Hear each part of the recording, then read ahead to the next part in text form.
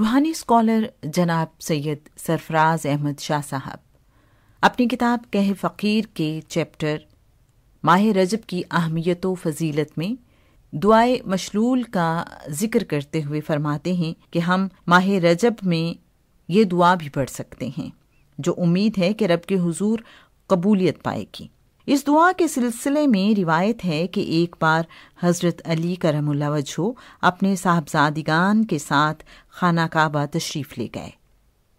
دوران طواف حضرت علی رضی اللہ تعالی عنہ نے جو اس وقت امیر المومنین تھے کسی شخص کی آہ و بکا اور چیخ و پکار سنی جو رب کے حضور فریاد کر رہا تھا اور بہت درد بھرے انداز میں رو رہا تھا۔ حضرت امام حسین رضی اللہ تعالی عنہ سے حضرت علی کرم اللہ وجہہ نے کہا کہ دیکھو یہ کون شخص ہے۔ حضرت امام حسین رضی اللہ تعالی عنہ اس شخص کے پاس گئے اور کہا کہ آپ کو امیر المومنین یاد فرما رہے ہیں۔ وہ شخص حضرت امام حسین رضی اللہ تعالی عنہ کی معیت میں حضرت علی رضی اللہ تعالی عنہ کے پاس پہنچا تو انہوں نے دریافت کیا، تم کون ہو؟ اس شخص نے جواب دیا، یا امیر المومنین میں منازل بن لاحق ہوں۔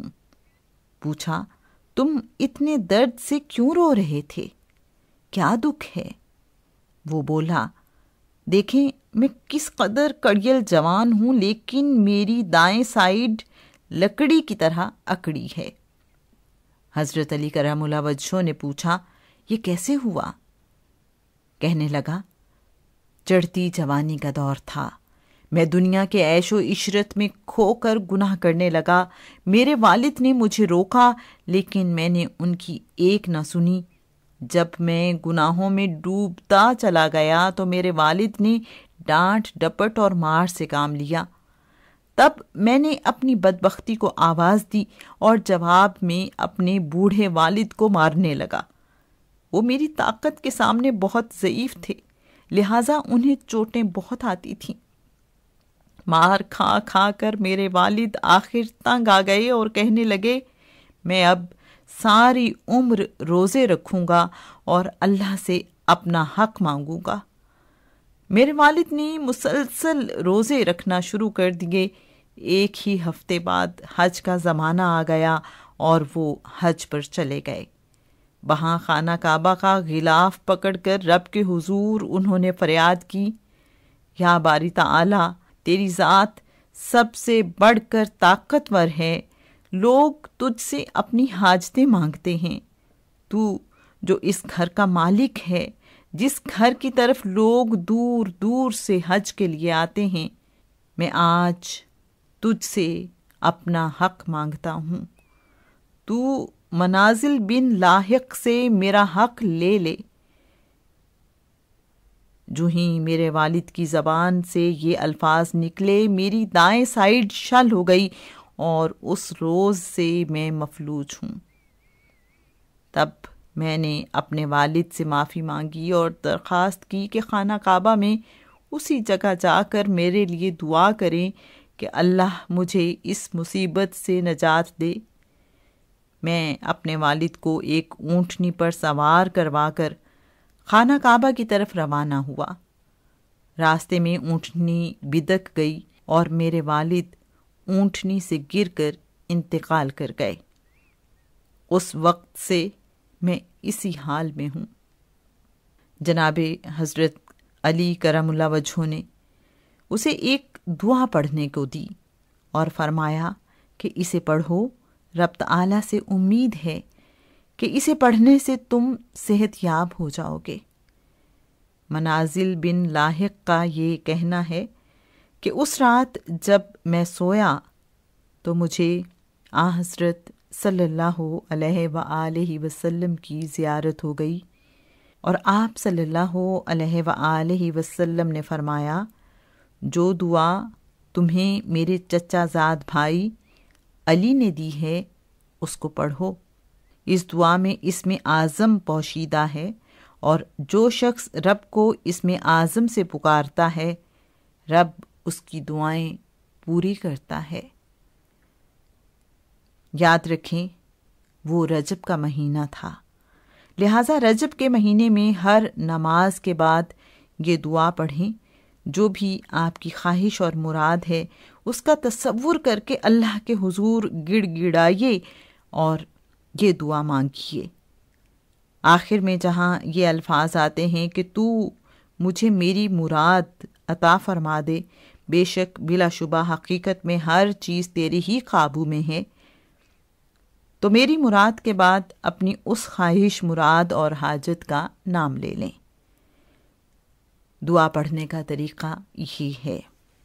نماز کا سلام پھیرنے کے بعد 3 بار درود پاک پڑھ لیجئے اور اللہ کی طرف رجوع کیجئے، یہ کہتے ہوئے کہ اے اللہ،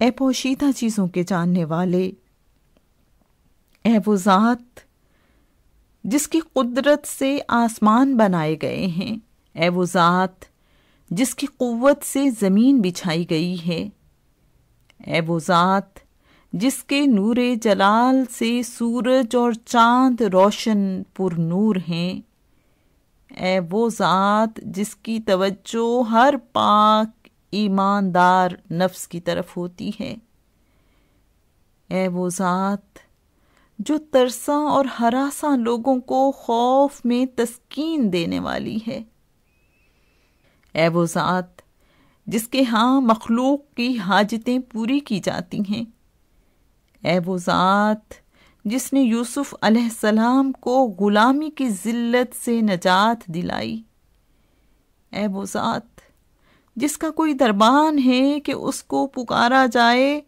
اور نہ کوئی مصاحب ہے کہ جس کے پاس حاضری دی جائے اور نہ کوئی وزیر ہے کہ جسے نظر پیش کی جائے، نہ اس کے علاوہ کوئی رب ہے جس سے دعا کی جائے، جس کا کرم اور فضل باوجود کثرت حاجات بڑھتا ہی چلا جاتا ہے۔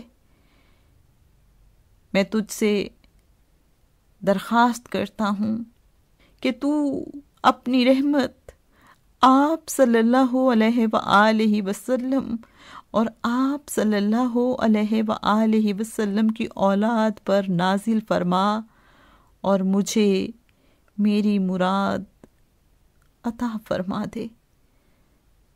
بے شک بلا شبہ حقیقت میں ہر چیز تیرے ہی قابو میں ہے۔